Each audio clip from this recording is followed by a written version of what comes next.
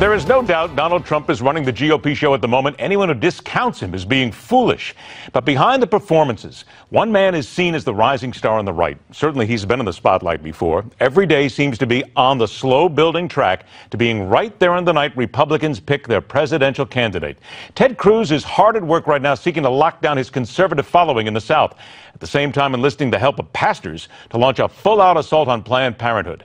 That's just one of the issues we covered with Senator Cruz in our exclusive one-on-one, beginning part 2 of our week-long series focusing on Hillary Clinton and her seeming inability to tell the truth with regard to the current issue of emails, servers, and government secrets. Watching recently her press conference where she was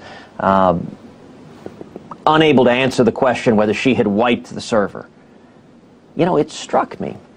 The contrast between her and her husband, Bill Clinton, is really striking.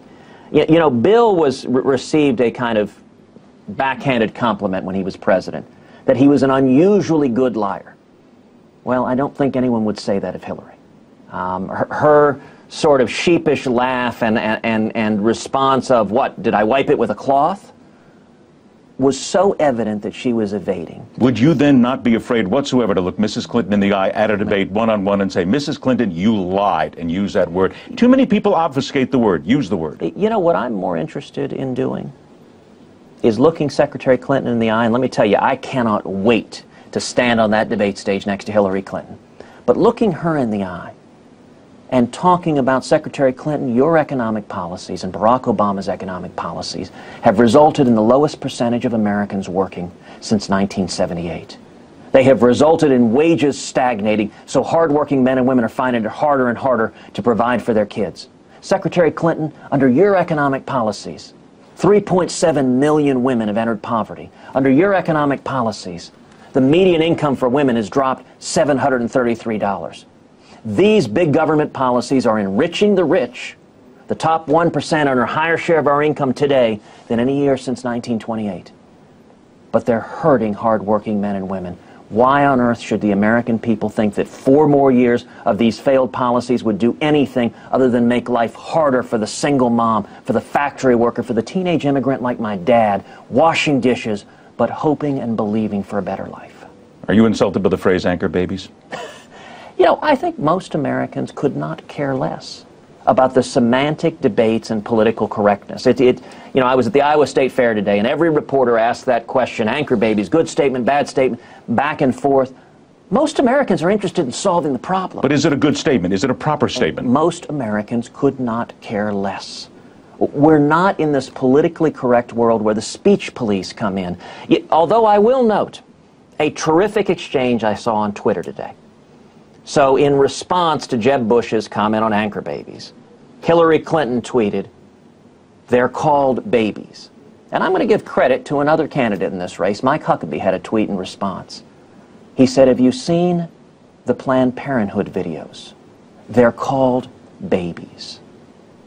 That is a powerful, you want to talk about something offensive? What is offensive is watching those videos. And I would encourage every American, watch those videos. They are horrifying.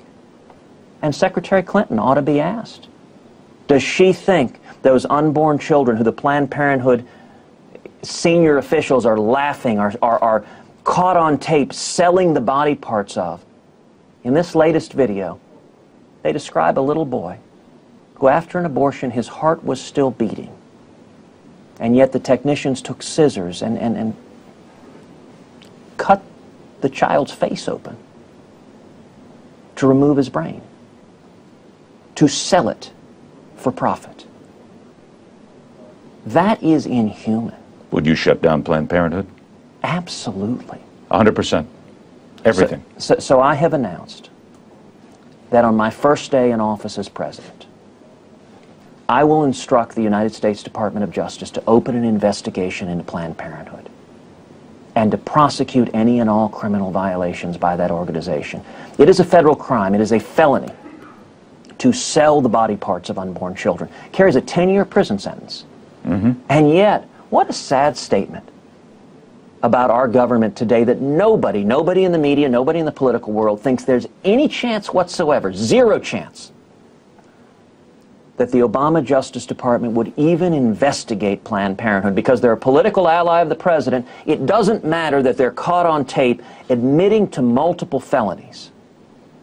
The administration of justice should be blind to party and ideology. It should follow the laws and the Constitution. And one of the things I intend to do as president is bring back integrity to the U.S. Department of Justice. There's a lot more fire to come from Ted Cruz. Our one-on-one with the Republican presidential hopeful continues all this week right here on the Hardline, 9 o'clock Eastern Time, 6 p.m. on the Pacific Coast. Please make sure you join us. And also a reminder, make sure that you get Ted Cruz's book, A Time for Truth, $9.95, free shipping, a 6-month trial subscription to Newsmax magazine. A lot more in there as well. All right, go to Newsmax.com/Ted Cruz. Get your book. And don't forget, join us again tomorrow night when we talk more with the presidential candidates. Stay with us. The fastest 60 minutes of news, The Hardline, continues.